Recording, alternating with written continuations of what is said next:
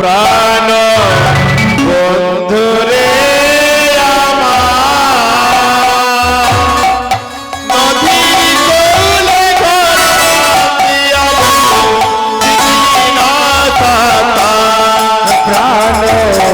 বন্ধুরে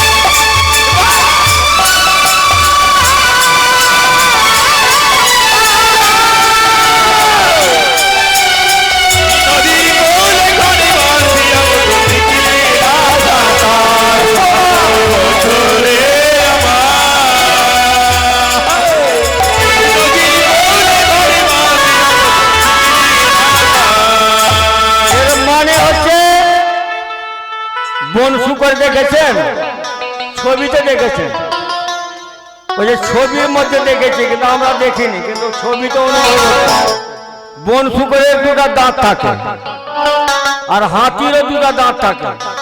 তো বনের শুকর বলছে হাতি থেকে কম আছে, দেহটা না হয় বড় আছে। রাধে এর উত্তর হচ্ছে আমরা মানুষ ভাই ভাইয়ে ঝগড়া করলাম, থানাতে গেল বিচার। থানার দরোগা কি করছেন জানেন বড় বাবু? ধূপকাঠি জ্বালায়, ধূপকাঠি।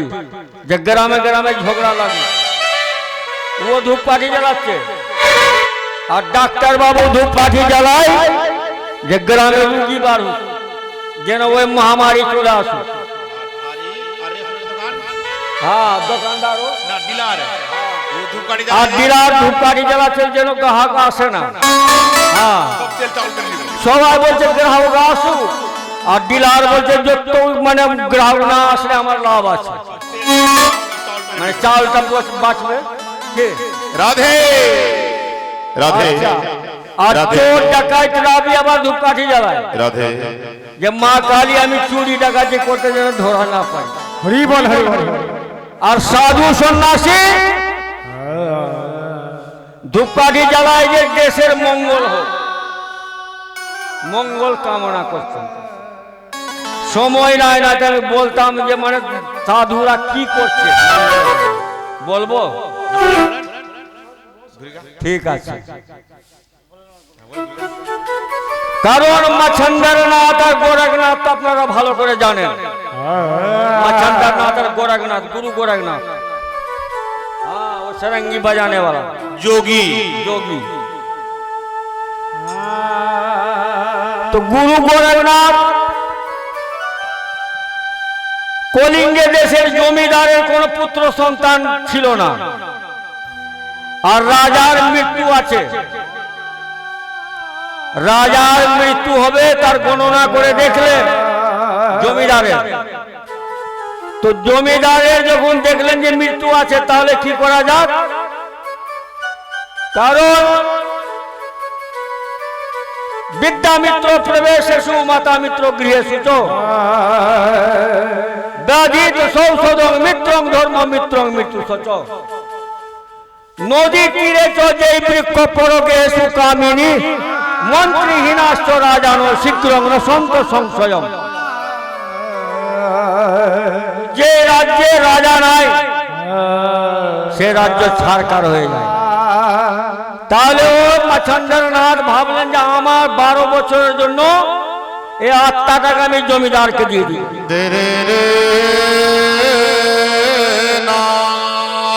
আর 12 বছরের মধ্যে তার একটা পুত্র সন্তান আসবে, আমি ঠাকুরের কাছে প্রার্থনা করব। আর ওর শিষ্য ছিল গুরু গোরখনাথ, বলে এই দেহটাকে তুমি 12 বছর জোগাতে পারবে?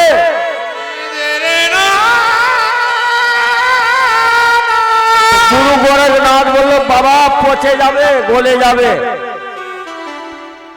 হাড় একদিকে চলে যাবো, মাংস গলে যাবে। বলছে না, আমার দেহ গলবে না, আমার দেহ গলবে না, পচবে না, তুমি 12 বছর যদি রক্ষা করতে পারো এই দেহ, 12 বছরের জন্য আমি দিয়ে আত্মাটা মানে ওই জমিদারকে দিয়ে দিব, যেন 12 বছর আয়ুটা বেড়ে যাবে, পুত্র সন্তান হবে। যা কি করলেন তাই হলো। এবার গুরু গোরখনাথ ভার নিয়ে নিলেন, ভার নিয়ে বলছে হ্যাঁ বাবা আমি তোমার দেহকে যে প্রকারও আমি রক্ষা করবো, কারো উপকার হবে তো। তাহলে নিজের আত্মা দিয়ে দিলেন একটা জমিদারের প্রতি।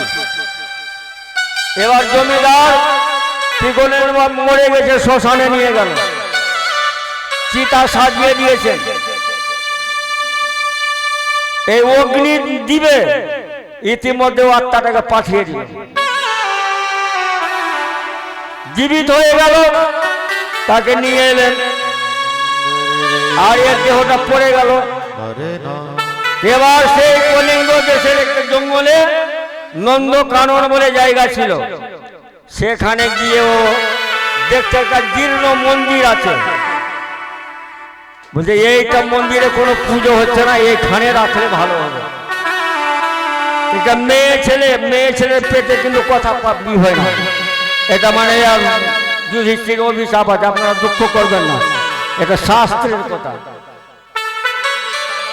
হ্যাঁ, কুন্তিকে আর আবার ইয়ার ওঝা ধনন্তরী, হ্যাঁ ও মানে মরেছিল আর খবর বলে দিয়েছে। রাবণেরও তাই দশা। এবার একটা মেয়ে ছেলে গরু চড়াচ্ছে, বিয়ে হয়নি, তো ও গোরখনাথ ভাবছে যে মেয়ে ছেলেটাকে জানাবো কি জানাবো না। মেয়ে ছেলেটা দেখে নিয়েছে, বলছে ও গো মা এখানে আসো, কি করছো? বলছে আমি গরু চড়াচ্ছি বাবা। বলছে এটা আমার গুরুদেব। গু শব্দে অন্ধকার, রু শব্দে প্রকাশ, অন্ধকার থেকে প্রকাশে আনে গুরুদেব। বলে কি হবে বাবা, একে ফেলে দাও, জঙ্গলে কুকুর বিড়াল খেয়ে দিবে। বলছে না রে মা, এই যে তোমাদের জমিদার আছে না, এ আমার গুরুদেবের আত্মাটা চলে গেছে ওখানে, জমিদারের ওখানে দেহের মধ্যে, জমিদারের দেহের মধ্যে আত্মাটা আমার গুরুদেবের চলে গেছে, আমাকে দেহ রক্ষা করতে হবে 12 বছর।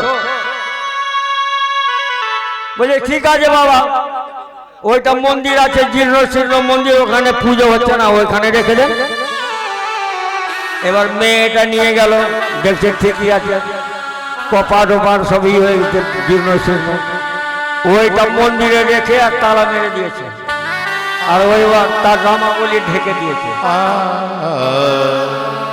এবার তার স্বামী জীবিত হয়ে এসছে, ওই জমিদারের স্ত্রী খুব হাসছে, বলছে আমি যে ভোলা মহেশ্বরের পুজো করলাম, আমার স্বামী